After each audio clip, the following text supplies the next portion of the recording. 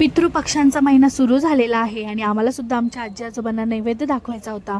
त्यासाठी मम्मीने लवकर बोलवलं होतं। मग सगळं आवरून घेतलं आणि लगेच तिकडे निघाले होते। इकडे आल्यानंतर वहिनीचा सगळा स्वयंपाकसुद्धा झालेला होता आणि सगळं आवरून घेतलेलं होतं। मग मम्मीने अंगारा पेटवला आणि मी केलेला सगळा स्वयंपाकाचा काला करून घेतला होता। त्यानंतर आमच्या आजी आजोबांचे फोटो घेऊन स्वच्छ पुसून घेतले आणि लगेच कपाळावरती टिळा लावायला सुरुवात केली। आमच्या आजीला ना कपाळावरती एवढं मोठं कुंकू, नाकामध्ये नथ, नऊवारी साडी आणि कोल्हापुरी चप्पल असा साज लागायचा। त्यानंतर बाबांना सुद्धा टिळा लावून घेतला आणि लगेच हार, धूप, दीप दाखवून नैवेद्यसुद्धा दाखवून घेतला। नैवेद्यामध्ये सार, भात, कढी, पाटोडी, खीर, मिक्स भाजी, आळूवडी, चपाती, कुरडई सगळं काही केलेलं होतं। मग त्यानंतर अंगाऱ्यावरती नैवेद्य सोडून तूप टाकून सगळ्यांनी उपवाससुद्धा सोडून घेतला आणि लगेचच जेवायला बसले। सगळ्यांचं जेवण होत आलेलं होतं। मग मी मेहंदी लावून घेतली आणि आयुष्यामध्ये मी सगळ्यात पहिल्यांदा मेहंदी लावली आज।